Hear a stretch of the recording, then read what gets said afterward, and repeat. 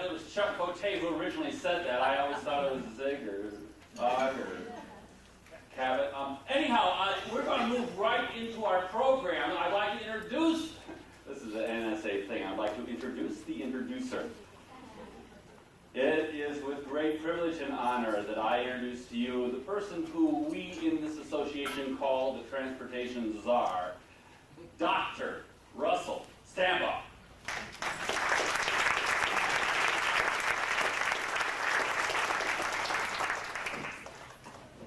Thank you very much, Michael. It is customary to come up here and to tell people that it is a great honor to introduce the speaker.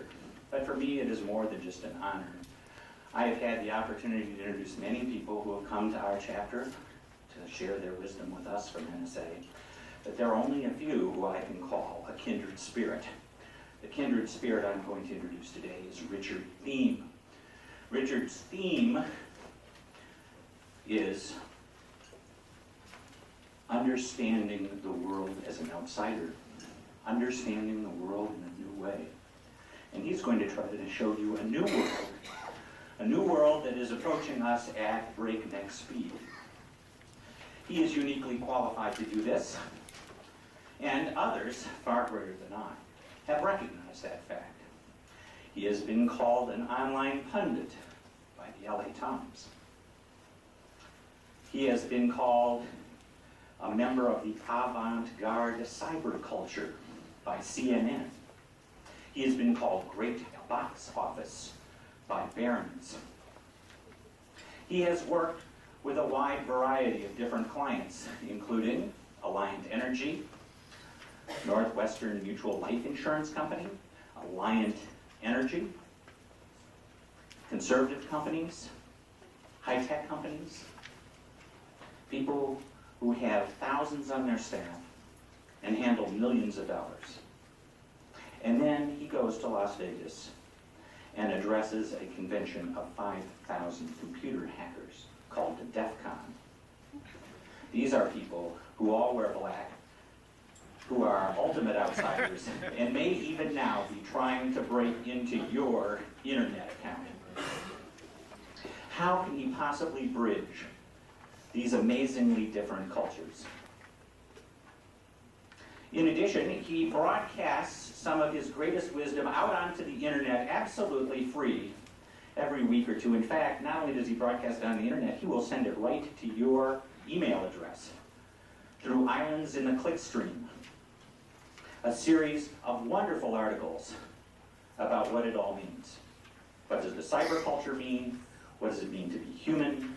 What does it mean to try to understand people who are different from ourselves?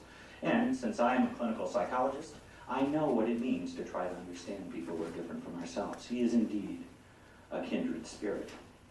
And this wisdom that he has, he shares for you for free. All you have to do is sign up. Islands in the Clickstream, just go to Yahoo or our theme at themeworks.com, and you can share what he knows. How did he learn these things? Well, for over 15 years, he was an Episcopal priest. And as a priest, he went to diverse cultures, such as Utah, Maui, and the bizarre climes of Milwaukee. And you think, well, geez, how mundane can you get? Milwaukee, that must be a lot like here.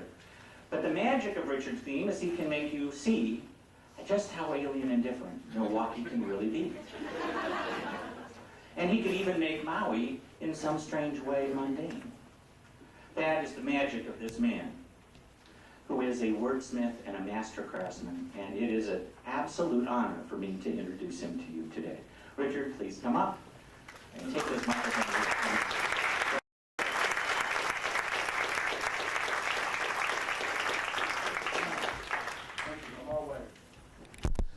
Thank you, Russell. I'm going to, well, you're supposed to acknowledge that which everybody can notice, so I do have a cold, but it will be gone by the end of the speech. And for me to be acknowledged by Russell as a kindred spirit certainly enhances my reputation, but it brings yours down a little. So I thank you for that. You know, when Clyde Tombaugh was just a young graduate student, he discovered the planet Pluto. And so what he did is broadcast that to the entire astronomical community. And he told them where they could find it. He gave them the coordinates and suggested they go look for it. And they went back to all of the old photographic plates that were stored in all the observatories of the world. And sure enough, there Pluto always was.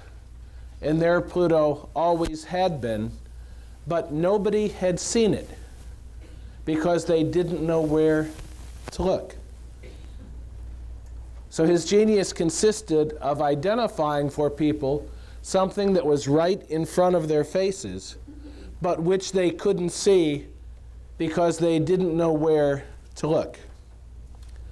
I'm going to suggest that as speakers, as trainers, as business owners, as leaders in all sorts of ways, that is exactly the challenge for us in a digital and increasingly virtual and virtualized world.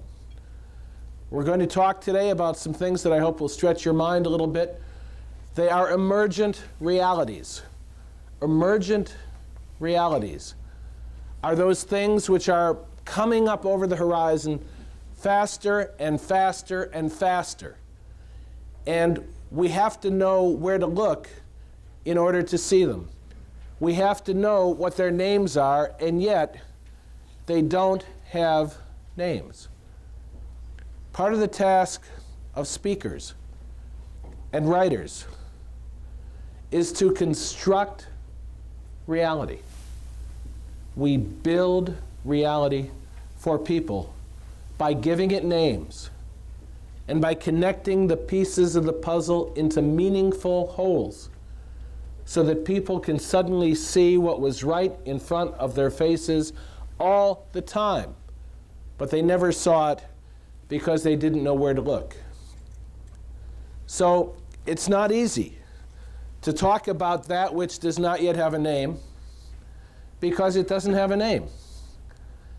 And the way we think about things often doesn't even let us hear about new emergent realities, even though they're right here.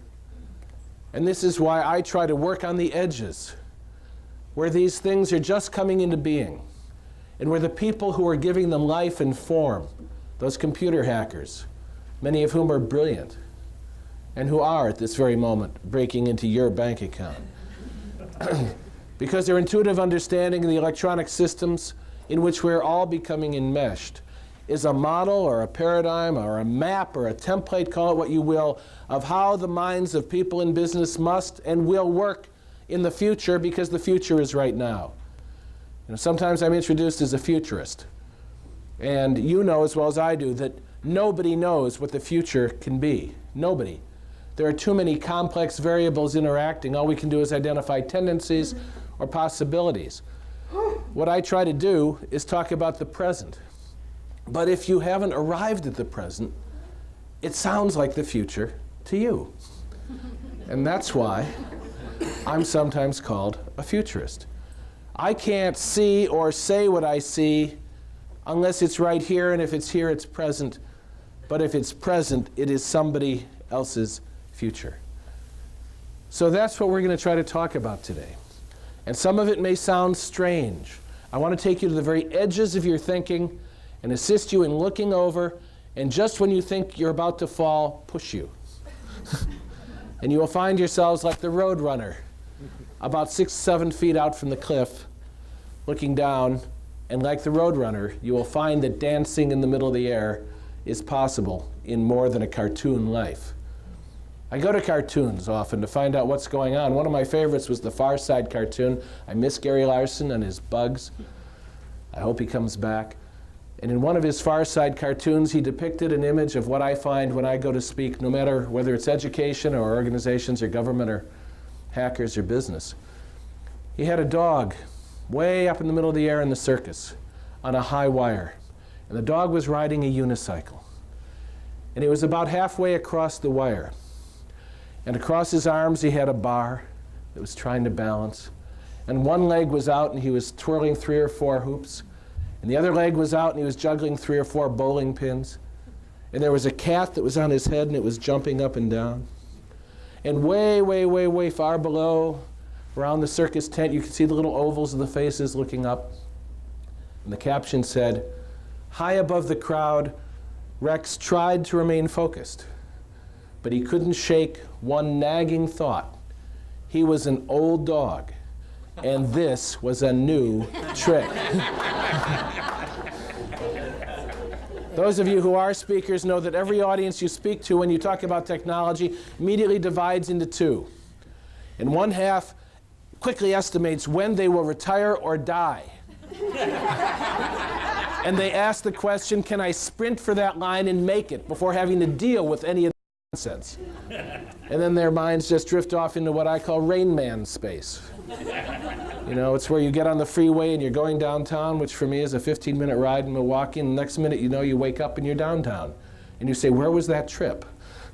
That's Rain Man space. You must have been there because you got there, but you don't know how you got there because you weren't there. The other half says, I'm not going to time. I'm going to have to figure this thing out. And that means I'm going to have to learn some new skills and new ways of thinking about everything. Life, work, the universe, reality, everything. And that's not easy. A psychologist named Licklider, 1957, was speaking to some world-class scientists about computers, which at that time, you remember, were big mainframes in cooled rooms with high priests or gurus that maintained them. And he said, you know, I can see a day coming when one day we're going to plug these computers into each other, and you know what? They're going to communicate with each other. And these world-class scientists, some of the brightest people in the world, could be observed in the back of the room, shoveling, rolling their eyes, and otherwise making derisive and contemptuous remarks and gestures to show that what they were hearing was absolutely impossible. And Bob Noyce, one of the original founders of Intel, speaking to IBM personnel in 1978, held up a chip. And he said to IBM, which dominated the world, and just what exactly are you going to do when all the computers of the world are based on this? There was a profound silence, and then from the back of the room came a voice saying, oh, I guess IBM will just have to fold. And everybody roared with laughter. That was before the stock plunged from 140 to 40. Didn't fold, but it sure did have to regroup and rethink how it did business. So we have to look at the edges to see what is coming over them in order to see what's right here, because that is tomorrow. Robert Galvin, great patriarch of Motorola, was asked at the end of his career, what made a difference? What were the real breakthrough ideas that made a difference at Motorola that enabled you to build such an extraordinary corporate enterprise?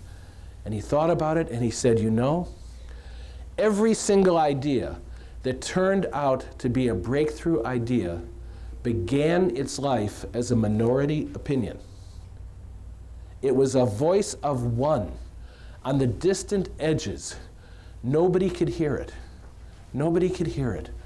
And then if they heard it, they laughed at it. And then after they laughed, if it kept coming, they ridiculed it. And they rejected it. And they argued against it. And then finally they said they always believed it was true all along. Example, how many of you do not think women should get equal pay for equal work? Would you please have the audacity to raise your hands? But when Gloria Steinem first said that, it so shocked the ears of people to whom it had never occurred that they didn't hear it. And then they laughed, and then they ridiculed her, and then they made up names to call her, and then they argued with vitriol against her, and then, as today, everybody agrees that they agreed with that all along. That's how things move from the edge to the center. But in fact, today, because things are emerging at the edge so much more rapidly, the edge itself has become the new center. You go back to Galvin, and he said, you know, not only was that true, its corollary was true. He said every time somebody suggested an idea or a way of proceeding, and everybody immediately agreed that that was the obviously correct thing to do, it was always wrong. Always wrong. He didn't say once in a while it was wrong. He said consensus reality was always wrong. And that's why in your lives and in your organizational structures, you have to build in an openness to heresy. Because George Bernard Shaw was absolutely right when he said all great truth begins as blasphemy. Begins on the edge and moves to the center. Example of what I mean by consensus reality. Who can tell me what a meteorite is? This is not a trick question. No, Russell, you look like a ringer if you answer it. That's not fair. They'll think I told you what a meteorite was. Who can tell me what a meteorite is? Thank you. It's a brand of automobile. A meteorite is a brand of automobile. This from Arthur Clarke. Thank you very, very much. And now, who can tell me what a meteorite is? Debris from space. Okay, and how does it get here? Moves through space. Moves through space, and it comes to the Earth, and then what happens? It falls. Okay. Debris from space, pieces of meteors that enter the Earth's atmosphere and fall to the ground, and somehow don't burn up all at once. So we find chunks of them. We say, these are meteorites. Is there anyone who disagrees with that more or less definition? Okay, you all agree? If you agree with that definition, would you please raise your hands? Okay, that's what consensus reality looks like. And yet it was only 200 years ago that Thomas Jefferson, who arguably is smarter than all of the people in this room put together, said when he was told that some Harvard scientists were claiming that rocks were falling out of the sky, he said, I would rather believe that those Harvard scientists are crazy than believe that rocks fall out of the sky. And then, when so many rocks fell out of the sky at the same time on a village in France, they gathered them up in baskets, and they all signed statements of what had happened. These fell out of the sky. Honestly, everybody signed it, sent it to the Academy of Science in Paris, and the Academy of Science issued this statement: one can only look with pity at the spectacle of an entire village, including its leading citizens, being seized simultaneously by the same delusion. Because it was impossible that rocks should fall out of the sky. Because rocks didn't fall out of the sky, and these days rocks are falling out of the sky and banging on our heads, and we continue to say, I would rather believe those scientists are crazy than believe that rocks fall out of the sky. Because we are engaged in a symbiotic relationship. That means we are locked together with electronic computer networks that are redefining what it means to be a human being, restructuring how we frame reality. The way we interact with technology redefines us and discloses a completely different horizon of possibility for the future, and we genuinely become different human beings. Columbus, before he went exploring, was a map maker. And in the process of making maps using the technology of his time, he internalized, unknowingly, a vision of possibility of where he could go that symbolized a vision of possibility for his entire society and civilization. And when enough maps had been made and human beings internalized the vision that they gave them of what was possible, then they built the ships and got up and went. And in the same way, the horizons that engaging in digital life are now creating for us are being internalized in ways that are redefining what it means to be a human being. So the edge is where we have to go, and yet the edge is never where we think it is because we always want to move it to the center. Let me give you an example. 200 years ago, if you went to England and you asked people, where is the center of life? They would have said, right here, London, the halls of Parliament, the houses of commerce. This is the center of commercial life. And if you asked them about something called America, they would have said, oh, the distant colonies, yes, they're out on the edges. They're out on the edges. But if you had eyes to see, you would have seen and perceived that the center had already shifted to the edges. And what they called the edges was already the center of a new possibility. Now, 200 years later, it is easy for us to see that because we live at that center, which has been arriving for a couple of centuries. But when we talk about the center that is now on the edges, it sounds a little more perplexing. Where is the center now, we think? Right here. It's America. And beyond America, it is Earth. It is Earth. right? Consensus reality. But in fact, Earth has already become England. The platform from which a new order of being has already lifted off into transplanetary space. When I called one of those keynotes for DEF CON hacking as practice for transplanetary life in the 21st century, I wasn't kidding. Because the skills the hackers have of seeing a system inside from every node, cobbling together new visions, holding them in their minds simultaneously, defined a new horizon. This symbiotic relationship with technology is redefining how we think. What does it mean to think?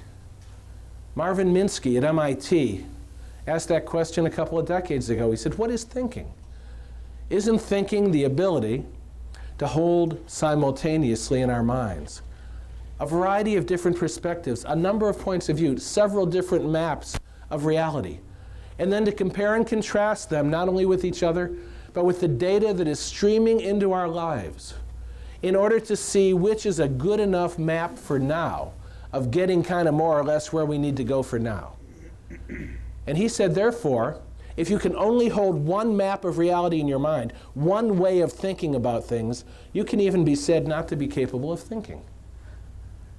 And then he said, and where is thinking taking place? Thinking is taking place today on the worldwide global computer network, the new nervous system that is growing throughout the planet and now beyond the planet. And if you are not plugged into that network, or at the very least plugged into the human network that is plugged into that electronic network, he said you're going to be like a child raised in a cave by wolves who doesn't speak the dialect of their tribe.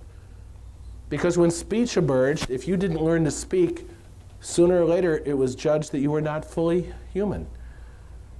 Speech, writing, literacy, printed text in the printing press with movable type, the telegraph, television, radio, electronic connectivity.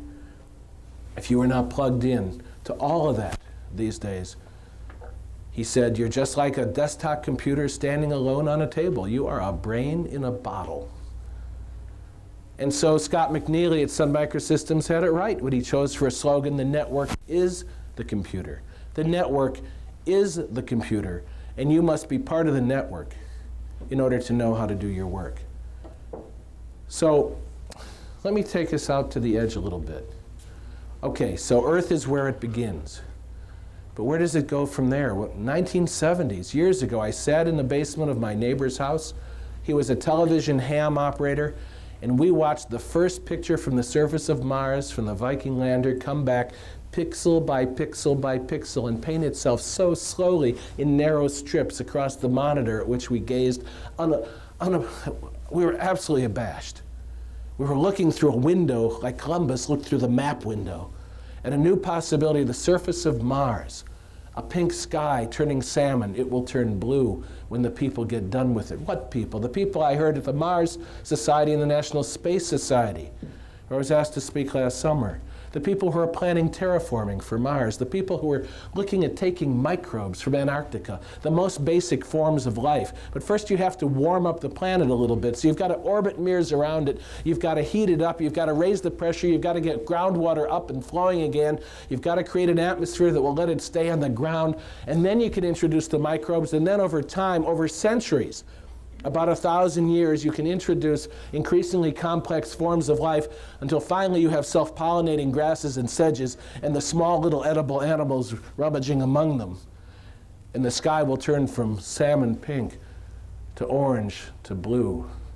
And we will have a planet. And the people who will inhabit that planet will call themselves Martians, the way we call ourselves without even thinking about it, Americans, rather than British colonists. And long before then, we'll have gone to other places. I know people who say, Mars, forget it. The moon, bleak, cold, gray, white, who needs it? We want to go to Europa, one said with real passion, Europa, where the seething seas are now seen to be slush. They move because there's volcanic heat coming out from within. That means there's probably life in the basins We can go into the sea, and I watched as they described and got excited about the orbiting satellites that would be connected by tethers to the probes that would go in carrying human beings to see what are in the seething seas of Europa. They want to go to Titan, orbiting Saturn, and this is just our little neighborhood. The inner solar system, as I listen to the plans for the wide array telescope to be deployed beyond Jupiter, 1, 2, 3, 4, 5, like the huge radio telescope in Puerto Rico, except it will be beyond Jupiter. Why? Because the light pollution in the inner solar system is so great, it doesn't let us see clearly what we want to see. This morning on NBC News, yes, they discovered 3 planets around a star 44 light years away. New planets are being discovered almost daily. But that telescope will enable us to see not just the large gassy planets, it'll let us see the small rocky planets around all the neighboring stars in our galaxy. And we will be able to see clearly land and water, and therefore know where it is likely that we can go and maybe where they are coming from. The edge is the new center. Buzz Aldrin talked to me about plans for orbiting hotels. You look, 3, 4, 5 years from now, space tourism is going to be a big business. I have a spot already identified on Mars. It gets up to around 68 in the warmest day of the year. I want to put a little resort there, Margaritaville. After prospecting in 200 degrees below zero at the poles, you'll need a break. They'll come to Thieme's theme park on Mars. And that was the vision, watching those pixels paint itself across that screen. 20 years later, the internet was interwoven with the Mars rover that broadcast in real-time images to millions of people simultaneously as it bumped its little way primitively around Mars. So what's out there? Are we out far enough yet? Because the Martians, in order to be able to be Martians and live in that gravity and live in that atmosphere, they're going to have to genetically engineer themselves to make them a little more adaptable to what's coming. Genetic engineering is going to be huge business as the breakthroughs begin to coalesce and connect with one another. And we're going to have to face decisions that we've never faced before. How many manic depressives do we want? Well, evolution has seemed to have taken care of that. How many are there? There's about 4% of the population are manic depressive. As evolution looks at the world, that's a lot. So why have so many manic depressives been kept around and not factored out? Well, because maybe it contributes something to the biomass to have people who live life with such intensity. Am I getting defensive? Who live life with such intensity that they're willing to sacrifice the lows in order to have the highs. Ted Turner said he never had a big deal work except when he was in his manic phase, and he doesn't want to take his lithium because it's worth feeling down, down, down in order to have those periods of wakeless activity, sleepless activity in which he gets so much done. How many manic depressives, once we can manage the genes that create the cluster and create the complex, how many are we going to keep? And once we sneak up on ourselves and see that the subjective states with which we look at things, religion, sentiment, awe, mystical experience, are somehow connected to our genetic heritage, how many mystics do we want? Just enough. Not too many. Somebody's got to build roads and bridges. So we have some, but we're going to have to do this like evolution has done it by trial and error in a transplanetary society. And meanwhile, all of our assumptions about what it means to be human will be in a process of continual transformation. We'll be morphing from goal state to goal state to goal state. Okay, how many of you know what I mean by the word morph? Use that as an example. Raise your hand if you know what I mean by the word morph. Okay, that's a lot more than would have said that 2-3 years ago. Talk to people who are in computing exclusively, everybody knows morphing. Give you an example of what morphing is. Did you see Terminator 2? No? What do? Read? Come on, Arnold Schwarzenegger. It's great stuff. He's in the mental hospital, and the android from the future that's coming to kill the little guy who becomes the king or whatever is chasing him through the hallways, and Arnold Schwarzenegger's running, or the girl is the mother is running, somebody's running, and the android is chasing, and they slam this big steel door in the face of the android, and the android bounces off it and falls flat on the ground.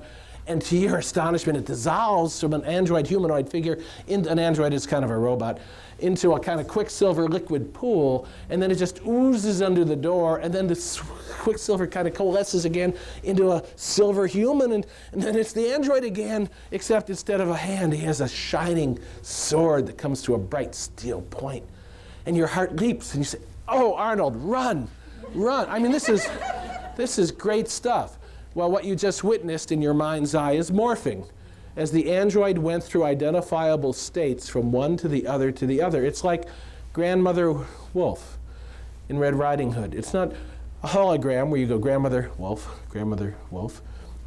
It's grandmother, and then it's grayer grandmother, and then it's grayer, hairier grandmother, and then it's a grayer, hairier grandmother with sharp, fearsome teeth, and then it's wolf. That's morphing. Points of contact between this state and the next state and the next and the next, which enables you to remain identifiable from state to state, the only competitive advantage a business has in times that are changing as rapidly as ours is the capacity to morph into new and adaptive states that are appropriate to the external conditions. And that is also the same advantage and the only advantage an individual has today, the capacity to morph. And we're doing this under conditions of unprecedented challenge.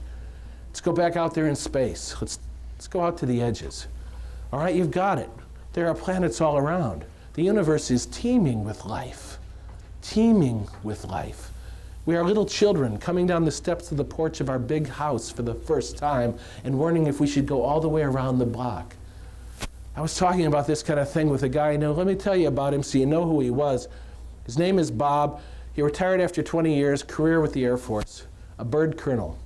He had what they call the right stuff. The right stuff. I mean, he would walk into a room wearing a cowboy hat, mirror shades, a big stogie, leather flak jacket, Levi's, and cowboy boots. And he'd just kind of plan himself. He was kind of short, but didn't matter. He had what they said of King Lear, feigns, you have that which I would fain call authority. He could just come in and we all kind of gathered around him. He was a man who carried his authority from the inside out, and everybody got it when he came into the room. You would follow him anywhere. And a lot of people did. He was heavily decorated in Vietnam for doing things no one in their right mind would do. He went back and got people out of places nobody should have gone back to. He was one heck of a guy.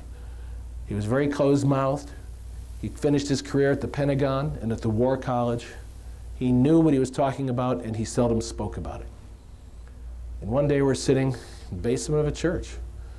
And I said, you know, I've just been reading these books by Alan Hynek and Jacques Vallée, all this stuff about UFOs and all this stuff. I said, it's fantastic stuff. I said, but what these people are saying is that you guys, in your fastest F-16s, you chase these things and you can't catch them.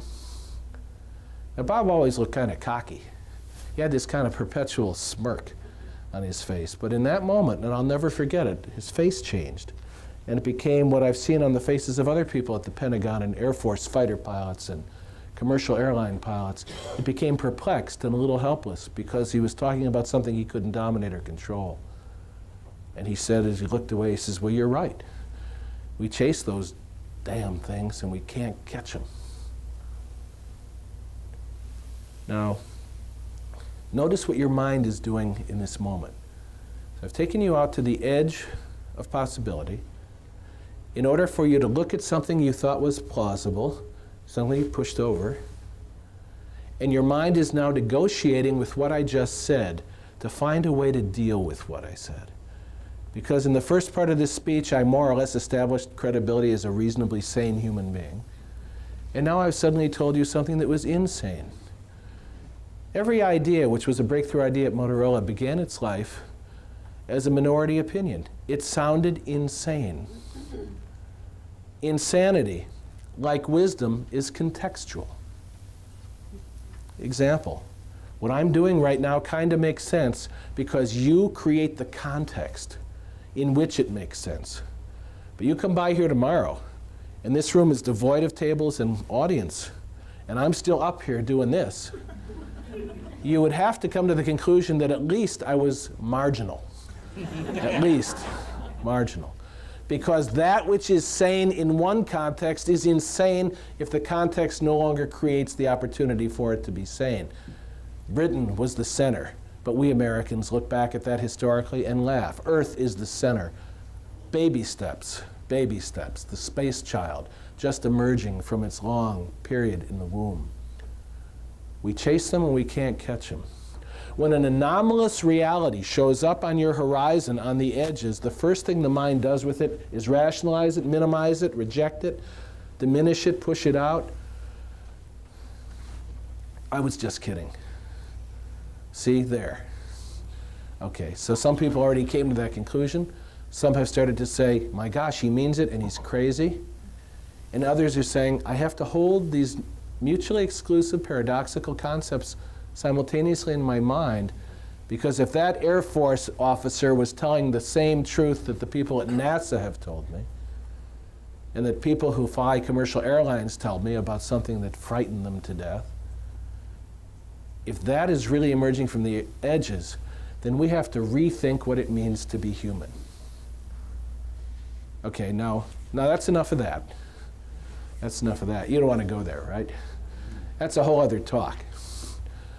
But what I want to do is say that the people that you serve, whether it's clients or whether it's audiences, are having that experience all the time as things which don't fit the way they construct reality show up in the edges of their minds.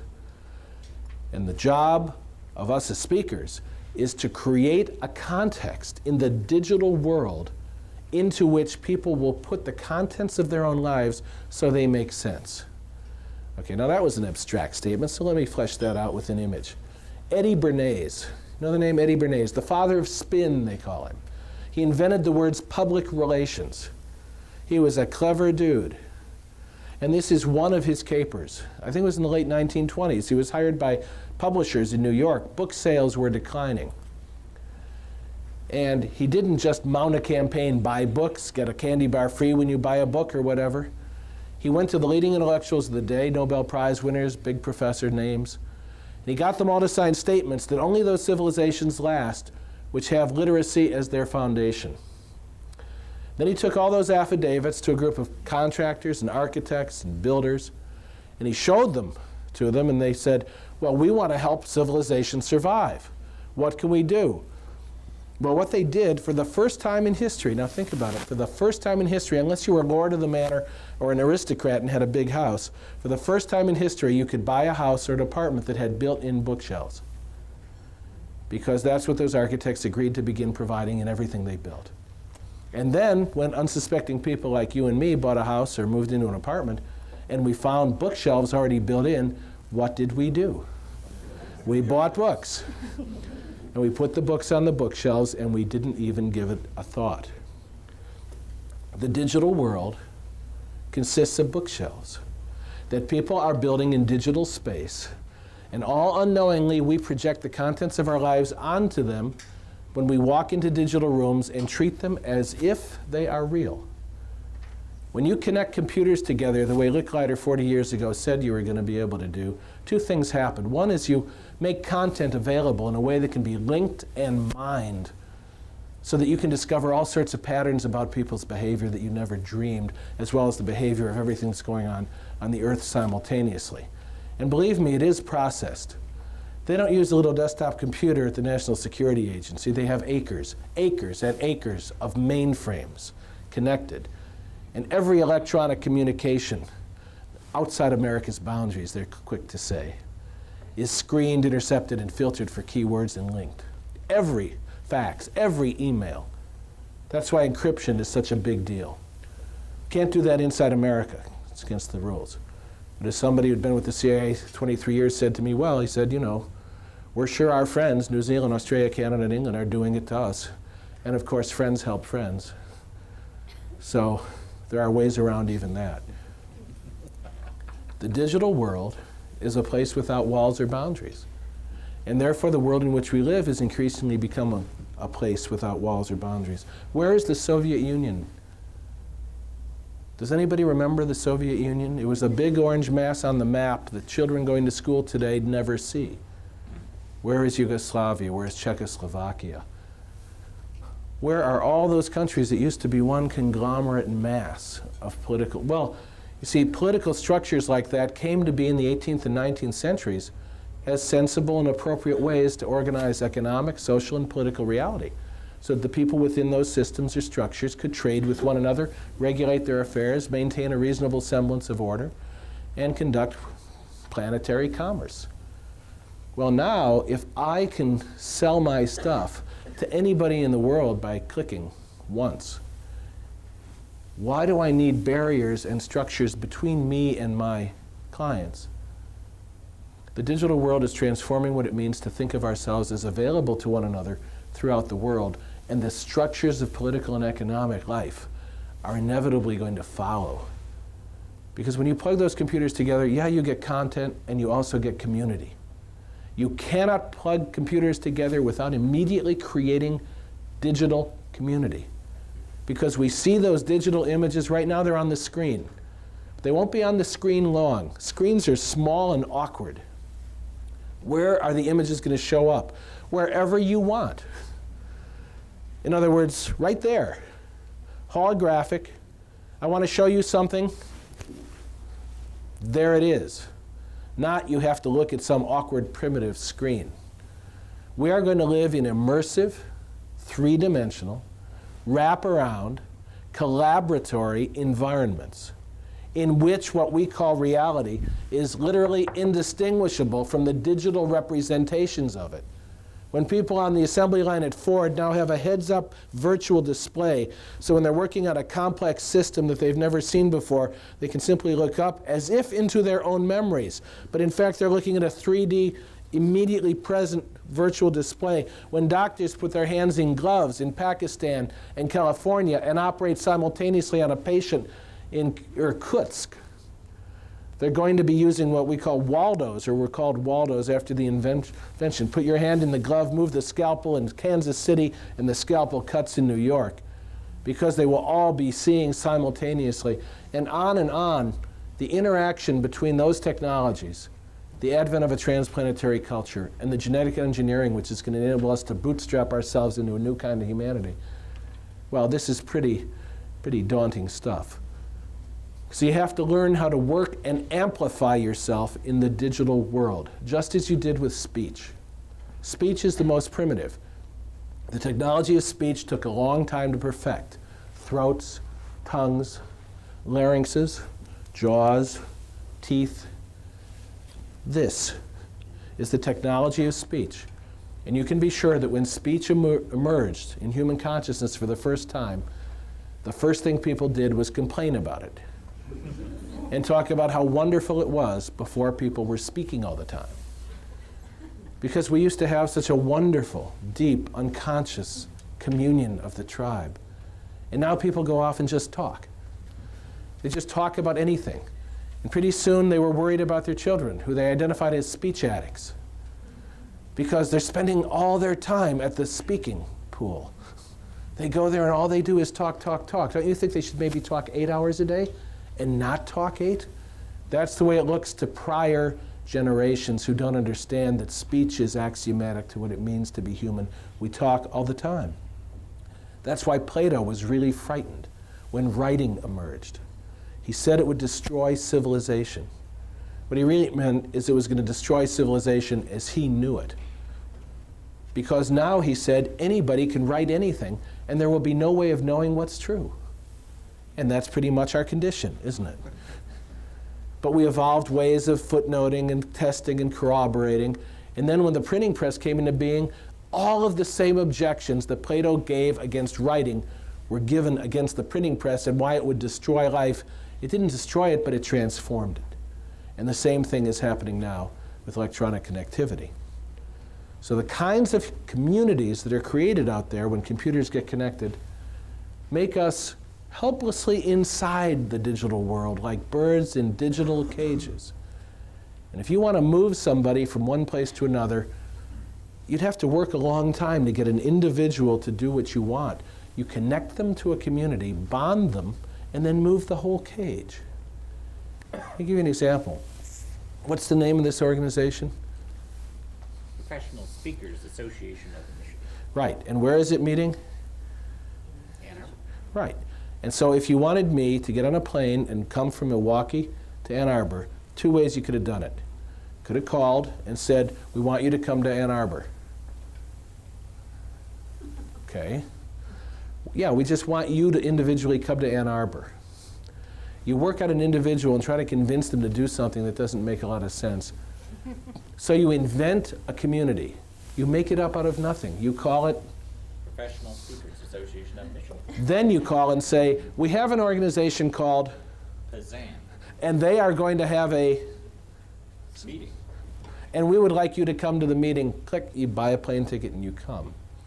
You create a digital community. You invite people to bond with it. And without thinking, we put the books of our lives on those bookshelves. The people who make the bookshelves are the leaders in the digital world. And the people who don't are buying the books. So the choice that confronts you is whether you want to build the bookshelf or just buy the book. Machiavelli, who emerged during a very similar time, I can find this wonderful quote, said something in The Prince that was true, continues to be true today. He said, it ought to be remembered there is nothing more difficult to take in hand, more perilous to conduct, or more uncertain in its success than to take the lead in the instruction of a new order of things. Whether you want to or not, by virtue of speaking and leading businesses, participating with your apparatus of meaning-making, you are leaders in the new order of things, and you have a choice of whether to build the bookshelves or just buy the books. But you have to understand how the bookshelf building business works. I did an article for a magazine in England, and they asked me if I'd like to, a PR company called. And he thought I was in London. He said, can you come over for a meeting? I said, when? He said, 4 o'clock. I said, let me check the Concord schedule. He said, where are you? He wanted me to come over for a drink after work. He said, I'm in Milwaukee, Wisconsin. Oh, he said, well, I guess we could work virtually. He said, we need somebody to help us do brand defense on the internet. I said, what's brand defense? He said, well, it's pretty simple. Our clients sometimes are unfairly assaulted by people in the public media, and we need to protect them. Example, he said, say we have a tobacco client, and people are being scurrilous and nasty about tobacco and saying that it causes cancer. We'd want you to build some websites, for example. And I said, oh, websites that are no. We want you to build websites that are against tobacco and that say that tobacco causes cancer. And then we'll feed you just enough information to make your websites credible. But the critical stuff that would bring us down in court will be withheld. So what we want you to do is attract all those people who legitimately have a gripe against smoking and get them into collected communities. Now that you have the birds in the digital cage, then you move it. We want you to take on different identities. We want you to go into different chat groups, different Usenet groups, make different postings, all under different names. If things get a little too close or a little too hairy, we want you to disrupt the proceedings by suggesting another avenue of thought. In other words, we want you to posture in the digital community, using a multiplicity of identities which are now made available to you. In other words, we want you to engage in advertising and marketing, and public relations, and politics, and entertainment, and information, because those are all converging into the same single reality. Information, communication, entertainment, and commerce. They're increasingly indistinguishable from one another in the virtual world. So you have to understand that that's how it works, because just as Plato said about writing, getting at the truth is not easy when you're a bird in a digital cage. Example, who remembers Somalia? Remember the war in Somalia? Was it between Grenada and it's hard to, it was before Iraq, right? Certainly before Yugoslavia. I think it was after Grenada. It's hard to keep our wars straight. But we went into Somalia. It was the first CNN war. You remember the soldiers coming out of the landing craft onto the beach? Big Klieg lights on the beach already, CNN, Wolf Blitzer. How do you do, soldier? How is it coming so far from home? Save Somalia from itself. It was a CNN war. And then in a few weeks, we were out of Somalia. Does anybody remember what got us out? We lost some soldiers. We lost a couple Rangers, actually. And how did you know that? What did you see? Because I'm an Army nurse. Okay. So You saw the bodies on TV. And what were they doing with the bodies? Dragging through town. There were a couple of Rangers who were killed, and they were dragging them behind a Jeep through a town, and you saw the videotape. This is from the Chinese Army newspaper. This is written by young officers who look at America as ripe for the plucking and see China as the destiny of the future. After the Gulf War, when everyone was looking forward to eternal peace, a new military revolution emerged. Revolution, essentially a transformation from the mechanized warfare of the industrial age to the information warfare of the information age. A war of decisions and control, a war of knowledge, a war of intellect. The aim of information warfare will be changed from preserving yourself and wiping out the enemy to preserving yourself and controlling the opponent. It will include electronic warfare, tactical deception, strategic deterrence, propaganda warfare, psychological warfare, network warfare, and structural sabotage. At last, under these conditions, he concluded, the all-conquering stratagems of Sun Tzu from 2 millennia ago to vanquish the enemy by soft destruction, to win by soft strike, has a chance finally of being realized. I would like to ask you, those of you who saw that videotape, a 30-second video clip on television, was it real? You don't know. Who knows? Now, as it happens, I have talked, I don't know if you were there, but I've talked to a ranger who was there, and he said those were my buddies and they were killed. But whether that actually happened or not, what broke the will of the only superpower in the world, the will to fight, was a 30-second video clip. It's a CNN world. And between us and our reality are digital images that either we make or are made for us, bookshelves or books. I did a speech once with Leon Panetta, who was the chief of staff of the White House. He got out just in time. He said, I'm clean, clean. He was talking about when he first got to the White House with Clinton, and all he wanted to do was see the Situation Room. Ever since he had seen Dr. Strangelove, he wanted to see if that's what it really looked like. And he said, you know what I found? 2 guys in shirt sleeves watching CNN.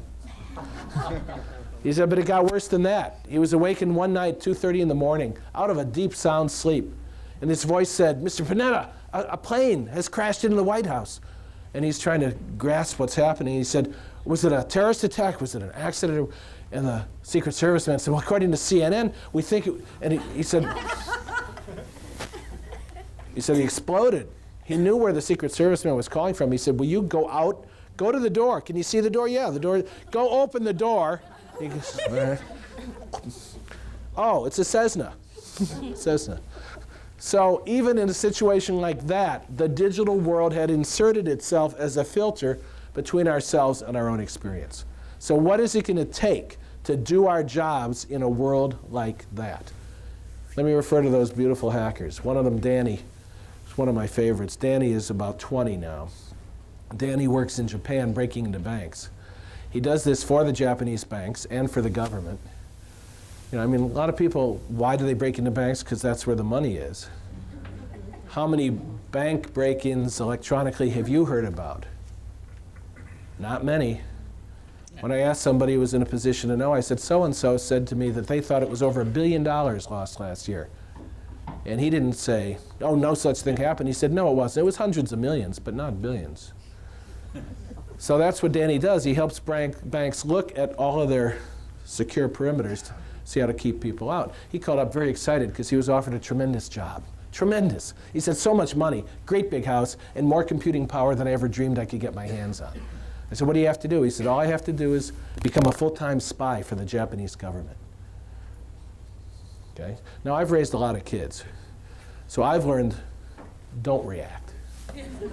Somebody tells you they're thinking of becoming a full-time spy for the Japanese government, just say, it's interesting. I am a non-anxious presence, as the textbook says I must be. And then we went on to talk about something else and came back, and I said, are you going to do it? And he said, I don't think so, because then I couldn't come back to America without being put in jail.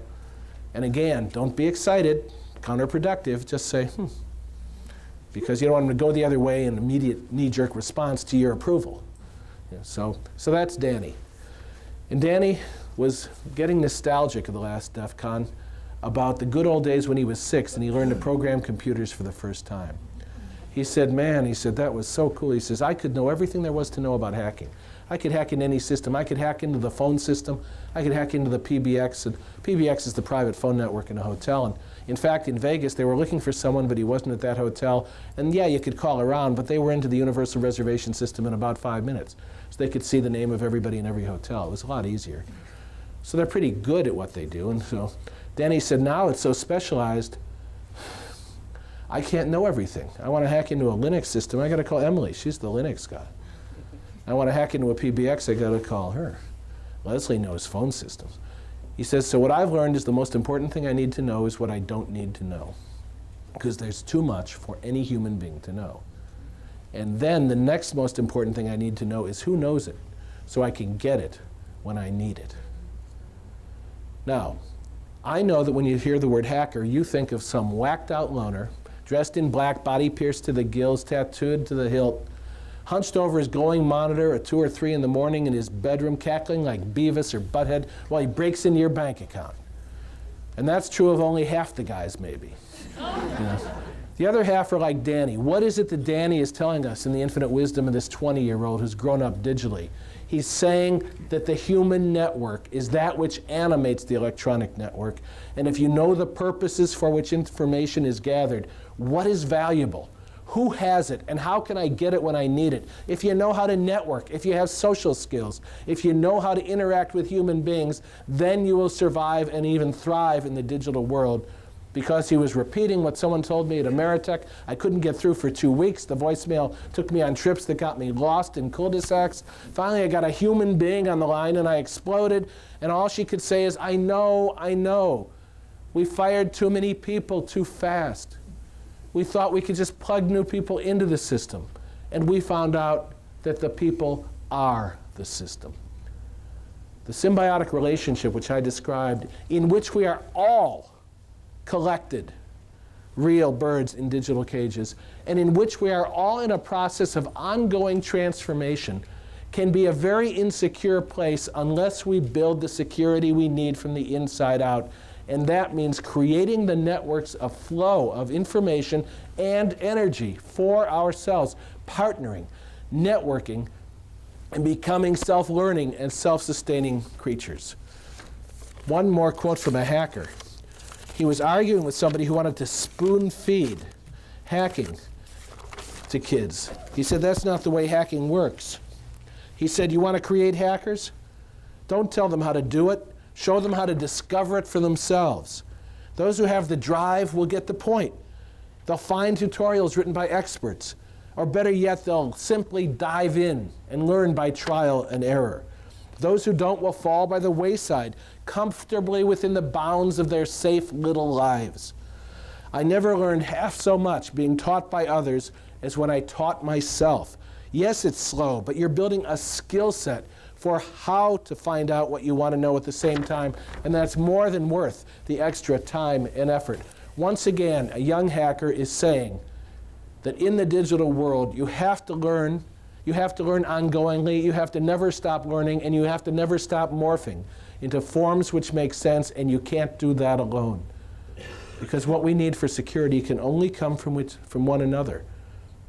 And so we have to build the structures of partnership and cooperative learning, and that has turned the whole world on its ear.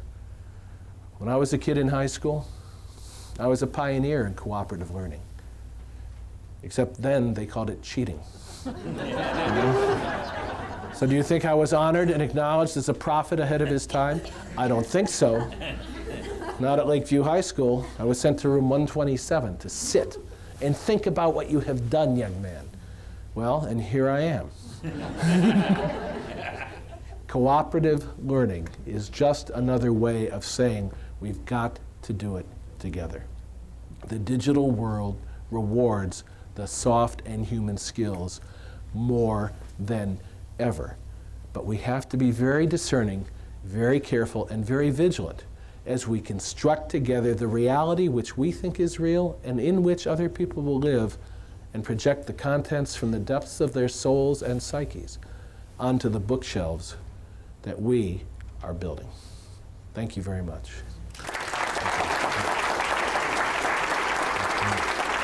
Thank you.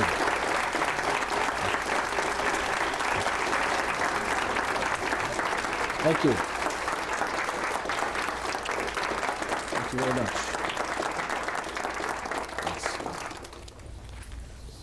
Richard Thieme, thank you very much. Now we have to learn how to cope with our own MTV mentality. I'm excited to tell you that we are going to take a break. If we can cut it a little short, we are obviously running a little over.